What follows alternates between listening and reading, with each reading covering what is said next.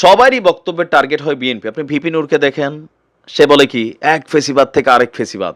চরমোনাইকে দেখেন, তাও বলতেছে এক লুটেরা থেকে আরেক লুটেরা। জামাতের আমিরকে দেখেন, তিনিও বলতেছেন যে এক গ্রুপ থেকে আরেক গ্রুপ। তো প্রত্যেকেই যখন কথা বলেন টার্গেটটা কোথায় যায়? বিএনপির উপরে যায়। এটা যাবেও, কারণ অ্যাক্টিভিটিস কিছু কিছু হয়েছে, এটাও স্বীকার করার সুযোগ নেই। কিন্তু এবার বৈষম্য বিরোধী ছাত্র আন্দোলনের প্রধান একজন সমন্বয়ক হাসনাত, দ্য ব্লুটুথ বয়, এই প্রথমবারের মতন বিএনপিকে এই কড়া ভাষায় একটা মেসেজ দিছে। আর এই মেসেজটা অফকোর্স এটা তারেক জিয়ার উদ্দেশ্যে দেওয়া হয়েছে, বিএনপির নেতাকর্মীদের উদ্দেশ্যে দেওয়া হয়েছে। ছাত্র আন্দোলনকে পুঁজি করে দলীয় স্বার্থ হাসিল করতে দেওয়া হবে না। এতদিন যাবৎ আপনারা যারা বলছিলেন যে আন্দোলনটা কি ছাত্ররা একা করতে পারত, আমরা তো ছিলাম মাঝখানে, আমাদের অনেক ছেলে পেলে মারা গেছে, জামাতও দাবি করছে মারা গেছে। মারা গেছে ভালো কথা, দেশের জন্য জীবন দিচ্ছেন, এই কথাটা হচ্ছে হাসনাতের। তাদের স্পষ্ট বক্তব্য, হুঁশিয়ারি দিয়ে আপনার আন্দোলনের অন্যতম সমন্বয়ক হাসনাত আবদুল্লাহ, তিনি চট্টগ্রামের লালদিঘি ময়দানে আয়োজিত যেই মতবিনিময় সভা ছিল সেখানে তিনি বলেছেন, স্বৈরাচার সরকারের সময় আমরা দেখেছি সড়কের দেয়ালে দেয়ালে পোস্টার, এটা ছিল অমুক ভাইয়ের সালাম নিন, তমুক ভাইয়ের সালাম নিন, রাস্তার মধ্যে খালি ব্যানার ফেস্টুন পোস্টার। স্বৈরাচার পতনের পরও একই চিত্র, এটা কিন্তু সত্য, আমার এলাকাতে শুরু হয়েছে, অমুক ভাইয়ের সালাম নিন, তমুক ভাইয়ের এটা শুরু হয়ে গেছে। হাসনাত বলছে এখনো দেয়ালে পোস্টার, তবে শুধু পরিবর্তন হয়েছে কি ছবি, এটা হচ্ছে বাস্তবতা। তারপর হাসনাত বলছে আমরা তাদের বলতে চাই, কাদের? এটা বিএনপি নেতাদেরকেই, কারণ জামাত বাংলাদেশের কোনো জায়গায় আমি জানি না এখনো রাস্তাঘাটে ফেস্টুন ব্যানার পোস্টার লাগাইছে কিনা বা প্রচারণা করছে কিনা। হাসনাত বলছে যে আমরা বলতে চাই তাদের, মানে বিএনপিকে স্পেসিফিকলি, ছাত্র আন্দোলনকে পুঁজি করে কোনো দলীয় স্বার্থ হাসিল করা যাবে না। আমরা আপনাদেরকে সতর্ক করে দিচ্ছি, আমরা বুলেট বোমা ভয় পাই না, দুর্নীতির কোনো সুযোগ নাই, চাঁদাবাজি ও লুটপাট এগুলোর সুযোগ নাই। যারা এসব করবেন ছাত্র জনতা ঐক্যবদ্ধভাবে তাদেরকে রুখে দাঁড়াবে। তো এখানে তার বক্তব্য ছিল যে যারা চাঁদাবাজি ও লুটপাট করছেন আপনারা সকলে ভালো হয়ে যান। আর রাষ্ট্র পুনর্গঠনের সময় রাষ্ট্র সংস্কারের জন্য সমন্বয়ক হতে হয় না, আমরা সবাই সমন্বয়ক, সহ সমন্বয়ক, ফ্যাসিবাদী আন্দোলনে একসাথে ছিলাম। যাই হোক, মানে মোট কথা ঘুরা ফিরা এই একই আলোচনা সব জায়গায় আসছে। আমি আমার প্রত্যেকটা ভিডিওতে একই কথা বলি, রাজনীতি থাকতে হবে, বিএনপি থাকবে, জামাত থাকবে, আওয়ামী লীগ থাকবে, বদলে আসবে। আজ থেকে ঠিক 14 বছর আগে, 16-17 বছর আগে বিএনপি নিয়ে আজকের দিনে আওয়ামী লীগ নিয়ে যতটা ছিল এর হয়তো 30% ছিল, কারণ আওয়ামী লীগ 18 বছর ক্ষমতায় থাকার কারণে 100 ভাগ হয়ে গেছে।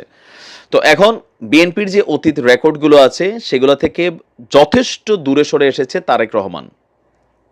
ঊর্ধ্বতন নেতাদের বক্তব্য শুনলে আমার কাছে মনে হচ্ছে পারফেক্ট, বাট একদম গ্রাউন্ড লেভেলে, রুট লেভেলে যারা নেতৃত্বের কমান্ড শুনছে না, মানছে না, তাদেরকে যদি কন্ট্রোল করা না যায়, স্থানীয় পর্যায়ে লোকাল যারা সিএনজি স্ট্যান্ডকে পুঁজি করে পয়সা খাওয়ার চিন্তা করে, বালু স্ট্যান্ডকে, বাস স্ট্যান্ডকে, বিভিন্ন জায়গায় ইজারা, বাজার, হাট, এই সেই, জিবি টিভি, এরা কিন্তু পরিবেশ ঘোলাচ্ছে। এরা কেন্দ্রের কথাও শুনছে না, তারেক রহমানের কথাও শুনছে না, কারুর কথাই শুনছে না। এমনকি স্থানীয় নেতারাও এদেরকে কিছু বলে না ভয়ে, কারণ ওই যে ভয়ের সংস্কৃতি এই দেশে আছে। সো বিএনপির উচিত এই বিষয়গুলোকে খুব সুন্দরভাবে কন্ট্রোল করা, মনিটরিং করা। তারেক রহমান বলছেন নেতারা শুনছে না, এটা নেতৃত্বের প্রতি অবাধ্যতা। সেই জিনিসগুলোকে কন্ট্রোল করতে হবে, আইনি ব্যবস্থা নিতে হবে। তো সবকিছু মিলায়া সবাই খালি এখন বিএনপির পিছনেই লাগছে, এটা বোঝা গেছে। কারণ বিএনপি ক্ষমতায় যাবে এটাই হয়তো সবাই চিন্তা করতেছে যে না, নির্বাচন হলেই বিএনপি ক্ষমতায় যাবে। তবে জামাত চরমোনাই তারা এবার মনে করছে ব্যাপার প্রেক্ষাপট ভিন্ন হবে, আগের মতো না। আপনি কি মনে করছেন? আমাদের কুমিল্লার ভাষায় একটা প্রবাদ আছে, মরার উপর খরার ঘা। এই মুহূর্তে মরাটা হচ্ছে ভারতের কেন্দ্রীয় সরকার বা বিজেপি সরকার অনেক মরায় আছে সেভেন সিস্টার্স নিয়ে। সেভেন সিস্টার্সের খুবই অন্যতম একটা অঙ্গরাজ্য যেটা হচ্ছে আপনার মণিপুর। মণিপুরে চলছে এক ঘটনা, এর মাঝখানে আরও দুঃসংবাদ হচ্ছে খরার ঘা হচ্ছে চীনারা। সেভেন সিস্টার্সের একটা অংশে ঢুকে প্রায় 60 কিলোমিটার জায়গা নিজেদের দখলে নিয়ে নিয়েছে। অপরদিকে সেভেন সিস্টার্সে ভাঙন বা ফাটল ধরে গেছে বলেই বিশ্লেষকরা বলছেন। দীর্ঘদিন যাবৎ বিজেপি সরকারের যেই রাজ্যগুলোর প্রতি যে নীতি, সেই নীতিতে আপনি পশ্চিমবঙ্গ দেখেন, মণিপুর দেখেন, আসাম দেখেন, ত্রিপুরা দেখেন, সকল জায়গার মধ্যেই কিন্তু একটা ফাটল আছে, আভ্যন্তরীণ কোন্দল আছে। বিজেপি সেখানে খুব বেশি সুবিধাও করতে পারছে না। আমরা যখন নিউজটি করছি, ভারতের উত্তর পূর্বাঞ্চলীয় রাজ্য মণিপুরে ব্যাপক উত্তেজনা বিরাজ করছে গত কয়েকদিন যাবৎ। ড্রোন এবং রকেট হামলা ও বন্দুকযুদ্ধের ফলে সেখানে অনেকেই আপনার মৃত্যুবরণ করেছেন। আর এই সকল কিছুর পর রাজ্যের যিনি মুখ্যমন্ত্রী এন বীরেন সিং, গভর্নর লক্ষণ প্রসাদ আচার্যের সাথে দ্বিতীয়বারের মতন রুদ্ধদ্বার বৈঠক করেছেন। আপনার মুখ্যমন্ত্রী এন বীরেন সিং তার মন্ত্রী এবং বিধায়কদের সঙ্গ নিয়ে গভর্নরের সাথে জরুরি বৈঠক করেন। পরবর্তীতে মুখ্যমন্ত্রীর পদত্যাগেরও একটা গুঞ্জন ছড়িয়ে পড়েছে। ভারতীয় সংবাদ মাধ্যম ইন্ডিয়া টুডের একটি প্রতিবেদন বলছে, আপনার গত বছরের মে মাসে মণিপুরে সংখ্যাগরিষ্ঠ আপনার যেই অবস্থান আছে, আমরা যদি দেখি রাজনৈতিক দলগুলোর, মেইতি সম্প্রদায় এবং কুকি জো উপজাতিদের মধ্যে সহিংসতা শুরু হয়েছিল। ফলে 2 শতাধিক মানুষ প্রাণ হারিয়েছে এবং প্রায় 50,000 মানুষ বাস্তুচ্যুত হয়েছে। আর সম্প্রতি 1 সেপ্টেম্বর মণিপুরে প্রথম ড্রোন হামলা হয়েছে, যেখানে ইস্পল পশ্চিম জেলার কোকরো গ্রামের কাছে ড্রোন থেকে বোমা ফেলা হয়েছে। পরের দিন আপনার সেনজাম চিরাং এলাকায় আবারও ড্রোন হামলা ঘটেছে। পরিস্থিতি খারাপ হওয়ায় মণিপুরের জিরজাম এলাকায় জরুরি অবস্থা জারি করা হয়েছে। এ সময়ে 5 জনের বেশি মানুষ একত্রিত হতে পারবেন না বলেও জানা গিয়েছে। আপনার এখন মণিপুরের যেই মুখ্যমন্ত্রী আছেন, সে হচ্ছে বিজেপি ঘেঁষা বা বিজেপির সমর্থনপুষ্ট একজন যিনি নেতা আপনার এই মুহূর্তে মণিপুরকে শাসন করছেন। আর তার এই শাসন আমলেই আপনার যত বড় ঝামেলা বিজেপি দেখছে বা ভারত দেখছে, এর আগে কিন্তু দেখে নাই। বিশেষ করে ভারতের যেই রাজ্যেই বিজেপি আখড়া গাড়া বসছে, সেই রাজ্যেই নানান ঝামেলা চলছে। এখন এই মণিপুরের জনগণের দীর্ঘদিনের একটা আকাঙ্ক্ষা হচ্ছে, তারা আপনার এই 7 সিস্টার্স থেকে বের হয়ে যাবে। তারা স্বতন্ত্র রাষ্ট্র হিসাবে একটা স্বাধীন দেশের মর্যাদা চায়, যেটা বিজেপি দিচ্ছে না। যেমন অনেকটা চীন ধরেন তাইওয়ানকে একই কায়দায় আটকায় রাখছে। এর মাঝখানে আরো দুঃসংবাদ হচ্ছে, আমরা যদি আপনাদেরকে একটু দেখাই, যে 7 সিস্টার্সের 60 কিলোমিটারের ভেতর ঢুকে পড়েছে ওদিক দিয়ে চীনা সেনারা। তথ্যসূত্র অনুযায়ী আপনার ভারতের উত্তর পূর্বাঞ্চলীয় কৌশলগত গুরুত্বপূর্ণ 7 রাজ্য বা 7 সিস্টার্সের অন্তর্ভুক্ত হচ্ছে অরুণাচল প্রদেশ। সেই অরুণাচল প্রদেশের ভূখণ্ডের প্রায় 60 কিলোমিটার ভেতরে অবস্থান করছে এই মুহূর্তে চীনের সামরিক বাহিনী।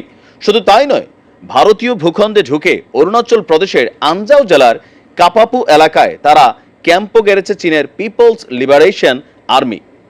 দেশটির সংবাদ মাধ্যম বলছে যে কাপাপু এলাকার কাঠে আগুন ধরানো, পাথরের গায়ে রং ব্যবহার করে লেখা চীনের নাম এবং চীনা খাদ্য সামগ্রীর ছবি দেখে বোঝাই যায় সেখানে চীনা সেনারা অনুপ্রবেশ করেছে।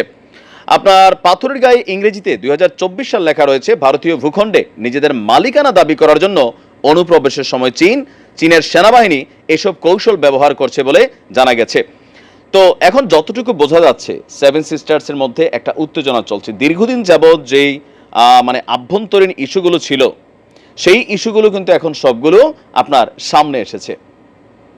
কি মনে হয় যে বিজেপি সরকার কি আসলে তাদের এই 7 সিস্টার্সকে ধরে রাখতে পারবে? আমার মনে হয় পারবে না। এবার এটা সপক্ষ দুইটা যুক্তি দিয়ে যাচ্ছি। এই মুহূর্তে ভারত তার কোনো প্রতিবেশী রাষ্ট্রের সাথে সুসম্পর্কে নেই। আপনি মালদ্বীপ বলেন, খারাপ অবস্থা; নেপাল খারাপ অবস্থা; ভুটান খারাপ অবস্থা; মিয়ানমার খারাপ অবস্থা; বাংলাদেশ খারাপ অবস্থা; চীন খারাপ অবস্থা; পাকিস্তান খারাপ অবস্থা। যারা আশেপাশে বসবাসকারী মেইন দেশগুলো আছে, তাদের কারোর সাথে ভারতের কিন্তু সুসম্পর্ক নেই। আর এই যে 7 সিস্টার্সের মধ্যে উত্তেজনা, সেখানে ভারতের রাজ্য সরকার বলছে যে কিভাবে এত পরিমাণ অস্ত্র সেখানে আপনার ঢুকার সুযোগ হচ্ছে। তো এরকম নানান বক্তব্যের কারণে যতটুকু বোঝা যাচ্ছে যে বহিরাগত কিছু তো প্ল্যানিং আছেই। বিশেষ করে চীন হয়তো সেখানে শক্ত ভূমিকা রাখছে, এর পাশাপাশি হয়তো আর অন্যান্য ষড়যন্ত্র থাকতে পারে। 7 সিস্টার্স টুডে টুমরো এটা কিন্তু ভেঙে যাবে। আর এটা নিয়ে মার্কিন প্রেসিডেন্ট বারাক ওবামা ভবিষ্যৎবাণী করেছিলেন যে ভারত ভেঙে খান খান হয়ে যাবে। দেখা যাক কি হয়। ভালো।